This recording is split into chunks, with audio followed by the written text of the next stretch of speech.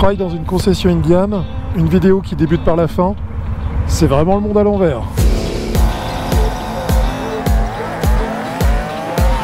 Vous vous souvenez de la vidéo où j'essaye le Street Light CVO 2023? Journée incroyable? Eh ben, encore plus incroyable, j'ai passé la porte de la concession indienne.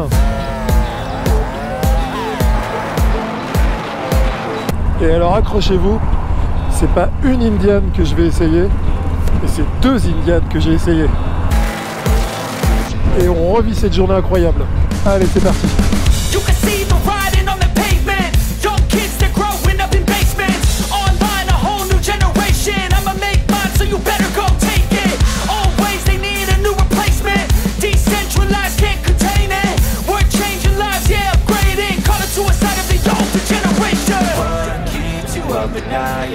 Make all the demons quiet, yeah. We were built to thrive, yeah. I think that we've all had enough. What keeps you up at night, yeah. Make all the demons quiet, yeah. We were built to thrive, yeah. I think that we've all had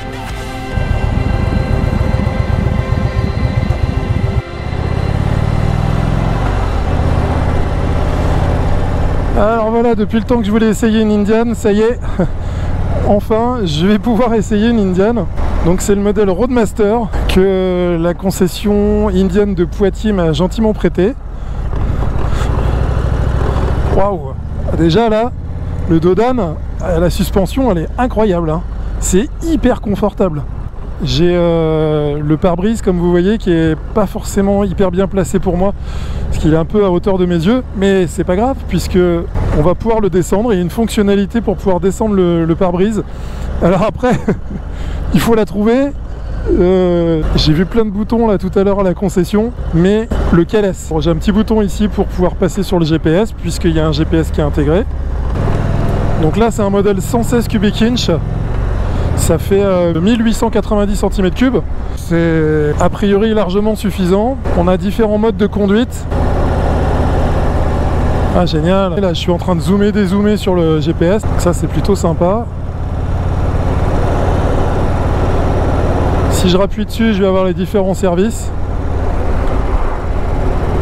Ah, ici, ça décolle.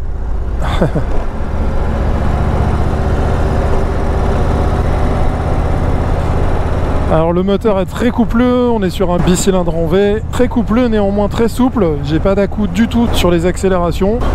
On a un gros frein moteur. Voilà, j'ai même pas appuyé sur le frein, hein. Qu'est-ce qu'on a comme bouton? Ici c'est le régulateur. Et puis ici ça doit être le pare-brise, justement je le cherchais. Donc là je vais pouvoir modifier la hauteur du pare-brise. Et il se rentre carrément à l'intérieur du fairing. Donc là je prends pas mal d'air, évidemment. Je vais essayer de le remonter un peu. Et là je suis remonté au maximum. Alors je suis un petit peu grand pour ce pare-brise, puisque j'ai le trait qui arrive pile à ma hauteur. Ceci dit, je pense que je peux le baisser un petit peu et avoir quand même gardé une belle protection. Voilà, là par exemple. Sans compter que bon, si on roule en intégrale comme moi, il n'y a pas du tout de problème évidemment.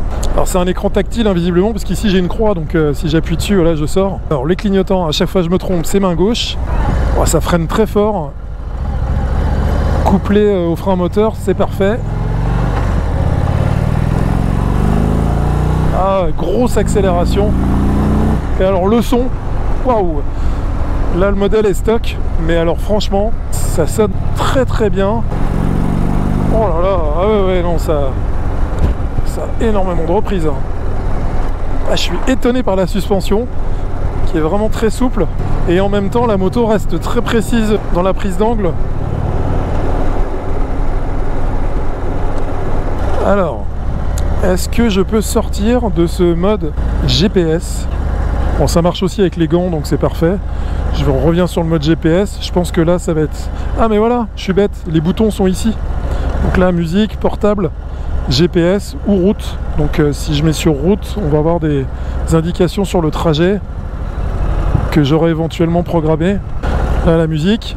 Voilà, parfait. On peut synchroniser avec le téléphone. Voilà, donc là je l'ai pas synchro. Et puis on a des indicateurs de vitesse, contour classique à aiguille. Donc là je suis à l'arrêt, elle est hyper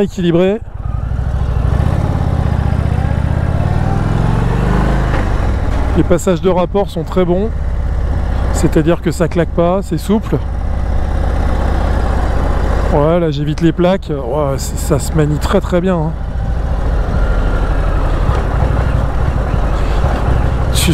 Vraiment la suspension c'est un truc de dingue. Là je sens vraiment une nette différence avec ma moto à moi. C'est incroyable comment on saute les dos d'âne. Et puis alors la réponse elle est immédiate mais pas explosive, ça reste maîtrisable sans problème. Au niveau de mon assise et de la position de conduite, j'ai les bras un peu vers le bas, donc ça rappelle effectivement la position qu'on peut avoir avec un Street Glide, un chez Harley Davidson. C'est vraiment dans le même esprit. Moi je note juste un truc, c'est que au freinage, je glisse un petit peu vers l'avant, mais on est très très bien calé et la selle est très confortable. Et les plateaux évidemment, c'est royal. On a une double commande au niveau du sélecteur de vitesse, donc ça c'est pratique aussi. Allez.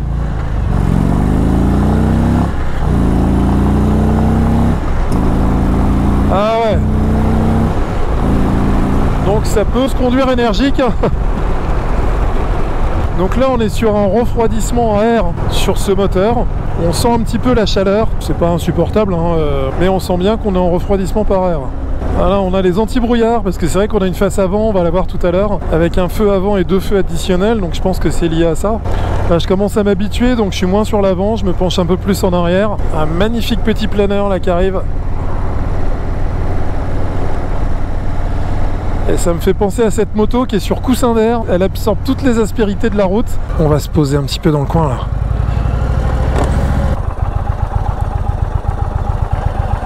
Point mort, contact. Hop, voilà cette Indian Roadmaster. Elle porte bien son nom parce que c'est vraiment taillé pour faire de la route.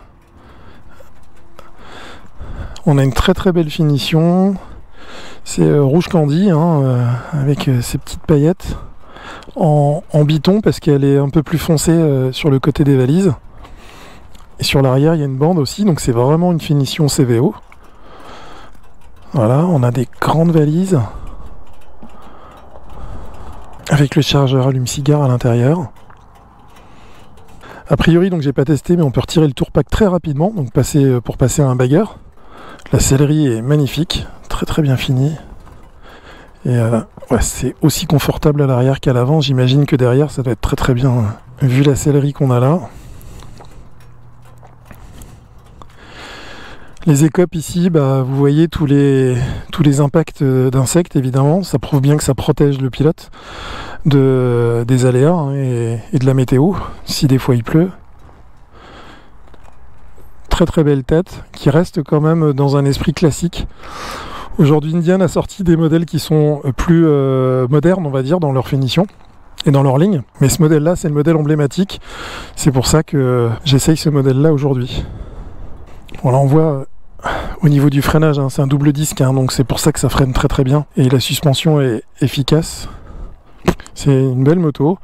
Alors on a ces petits rivets, bon je suis pas fan de l'esthétique générale, du look général de la moto. Mais bon après ça c'est une histoire de goût, ça reste quand même une très belle moto quoi. Le niveau de finition est parfait. Et puis au niveau des équipements aussi.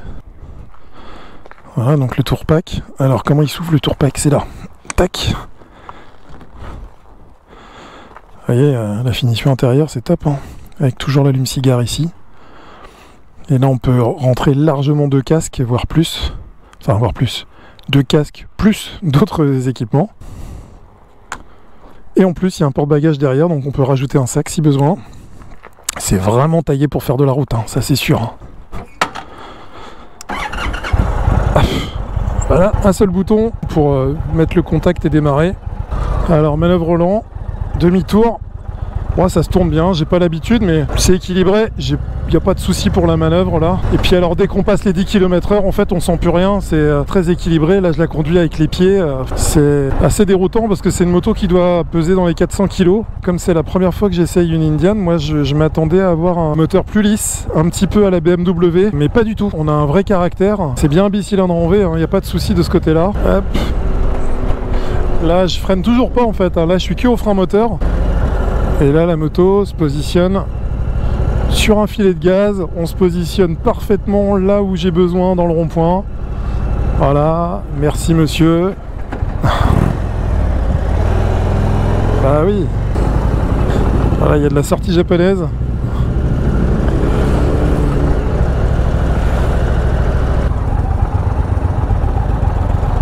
La place est chaude. Super. Allez, petite manœuvre à l'arrêt. Et ben ça pèse rien. Enfin ça pèse rien. Disons que ça se manie très bien à l'arrêt. Il n'y a pas de marche arrière sur cette moto, mais il n'y en a pas besoin. Enfin ceci dit, moi je suis un peu grand quand même, donc c'est pas mal du tout, hein. Par rapport à ce que je connais d'équivalent, c'est-à-dire chez Harley, quoi. La suspension, elle est incroyable. C'est hyper confortable. La suspension est l'assise, mais je crois qu'il y a les deux, quoi. En fait, c'est vraiment... Mais la suspension, on sent bien qu'elle a été hyper travaillée pour ça, quoi. On saute les dodanes, on les sent pas, en fait, quoi. J'ai l'impression d'être sur une DS. C'est là, ici, la poursuite. Direct, là, comme ça? Ouais. Tiens, tu prends le transpondeur de la Roadmaster, oui. Et je te passe le transpondeur de la poursuite, tu vas passer de l'une à l'autre tout de suite pour voir tout de suite encore la différence par entre les deux. Tu vas voir encore autre chose. Tu vas voir encore autre chose. Ah ouais, c'est pour ça que je le fais, hein, je te l'ai dit tout à l'heure. Okay. C'est fait exprès. Ok, ok.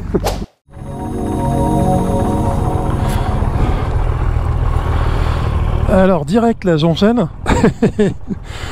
Voilà, le patron de la concession me dit d'enchaîner direct avec la poursuite, qui est complètement différente, beaucoup plus moderne au niveau de l'esthétique. Alors moi, au niveau esthétique, je préfère celle-ci. Après, on va rouler, on va voir ce que ça donne. Là, on est sur un moteur plus moderne. C'est la dernière sortie. Ok.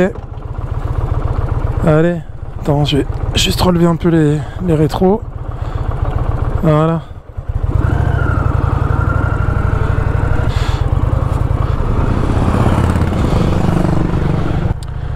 Le fairing est beaucoup plus imposant, ça c'est sûr. On est moins près du fairing pour le coup. Le guidon est plus en arrière. La position de conduite est quasi similaire, on va dire, mais je suis plus confortable dans l'assise. Oh là là, ah oui. Oh là là, ah ouais d'accord. Mais c'est beaucoup plus maniable en fait. Oh la vache. Ah ouais. Ah, là il y a une grosse différence avec le modèle précédent, la Roadmaster que je viens d'essayer.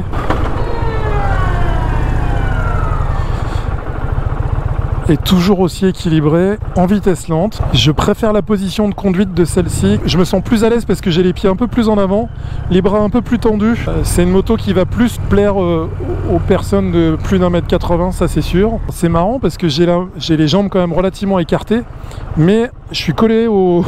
j'ai les deux genoux qui sont collés au réservoir, donc ça veut dire qu'elle a un très gros réservoir cette moto. Je sais pas quelle autonomie on a, on verra tout à l'heure.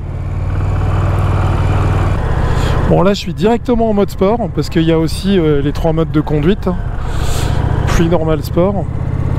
J'ai demandé à être mis tout de suite en sport, mais on peut le changer facilement en appuyant sur une diane ici et on a nos 3 modes qui sont là. Pluie, standard, sport. Donc là c'est bien le mode sport que j'ai sélectionné. On appuie sur une diane pour sortir du menu. La suspension toujours aussi agréable. Oh là là, par contre...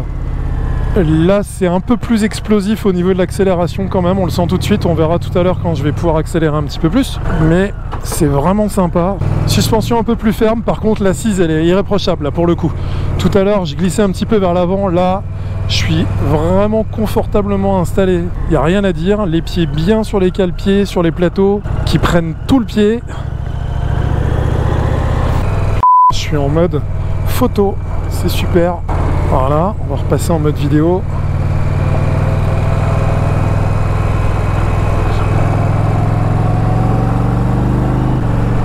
Waouh!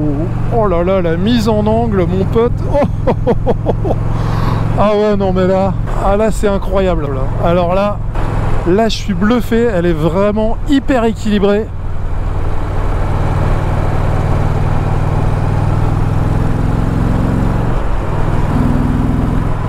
Le son du moteur est vraiment agréable, ça tourne dans les graves.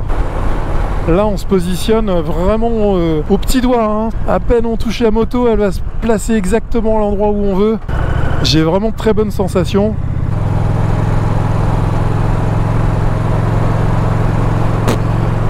Là franchement la mise en courbe Et l'impression de facilité dans la prise de courbe, elle est impressionnante. C'est un niveau au-dessus de la Roadmaster que je viens d'essayer. La suspension est légèrement plus ferme, mais on peut également la modifier suivant les conditions, si on est plusieurs, s'il y a du poids ou pas. Ouais, ça freine, waouh, les freins, pas besoin de sauter dessus, hein. On les effleure et ça marche.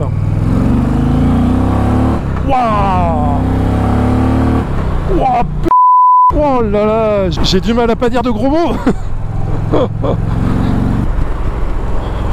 Alors toujours le pare-brise, hein. Là je vais le baisser pour prendre l'air un peu. Ce système de pare-brise qui monte et qui descend dans le fairing, c'est plutôt pas mal. Et là, position basse, je sens pas l'air, donc le fairing a une très grosse protection, plus que sur la Roadmaster. Après, si je sors le pare-brise, là c'est pour l'autoroute, je sens plus rien.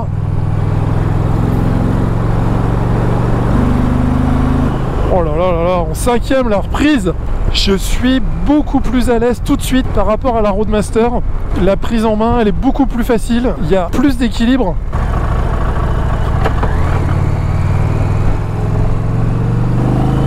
Et on a toujours aussi ce caractère moteur. Sur l'essai de ma première Indian, de mes deux premières Indian, c'est ce qui me frappe le plus. Je m'attendais à avoir des motos avec des moteurs avec peu de caractère, un truc très très linéaire, un peu comme chez BM. C'est ce que je disais déjà tout à l'heure pour la Roadmaster. Mais en fait, pas du tout. Il y a vraiment du caractère. Alors évidemment, on n'a pas les vibrations des anciennes motos.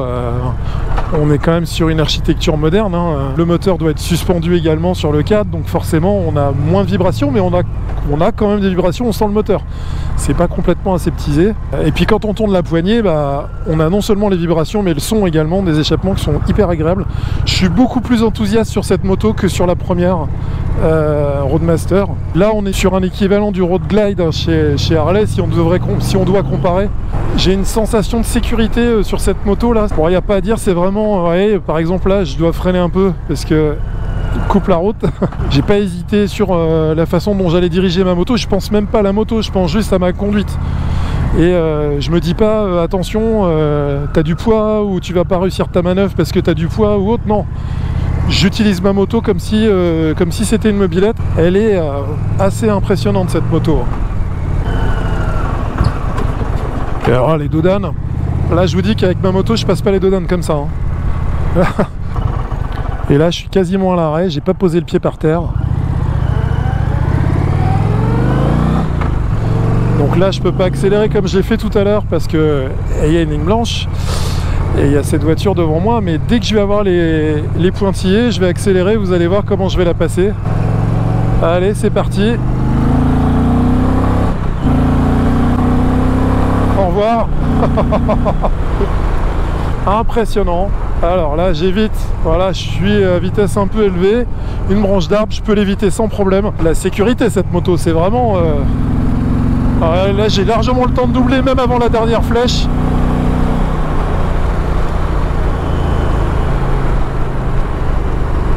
Et de me remettre à 70 sans freiner, juste au frein moteur. Bon, j'ai pas regardé le prix de cette moto, mais c'est vraiment le haut de gamme chez Indian. J'imagine que le budget évidemment doit être conséquent aussi. Mais on est vraiment sur de la super moto, hein. Regardez, je vais doubler là.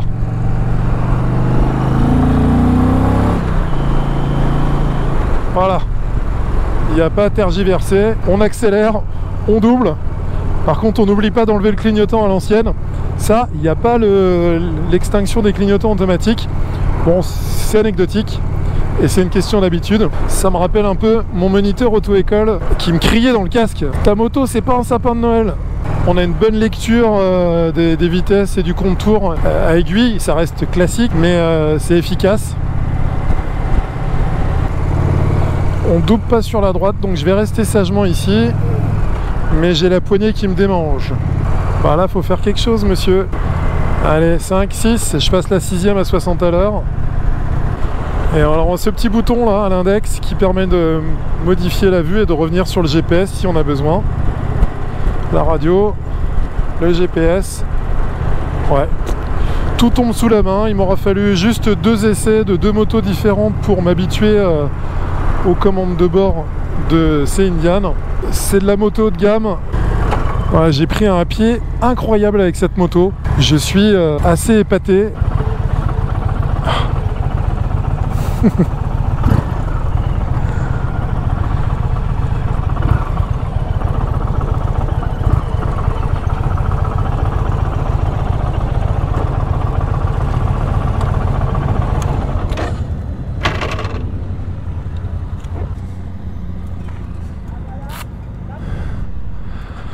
Eh ben putain, je vais avoir du mal à la rendre la clé là. Alors, c'est complètement différent. Ah non, mais là c'est un truc de dingue. C'est un truc de dingue. Ah oui, oui. Tu veux pas la garder? Ah si, je viens de le dire en fait, je vais avoir du mal à la rendre la clé. Non mais c'est d'une facilité de conduite. Et je l'ai senti en fait juste en démarrant. Hein. Juste en partant là, déjà j'ai dit oh putain c'est pas pareil. A few moments later. Je tiens à remercier la concession Indian pour leur accueil et plus particulièrement Yves car c'est un passionné. C'est lui qui a sélectionné les deux modèles que j'ai essayé aujourd'hui et je le remercie pour tous ses conseils. J'espère que ce comparatif de deux motos Indian aura pu vous aider. Il me reste à vous souhaiter une excellente fin de journée, un bon week-end et une bonne semaine. On se dit à très bientôt. Allez, ciao!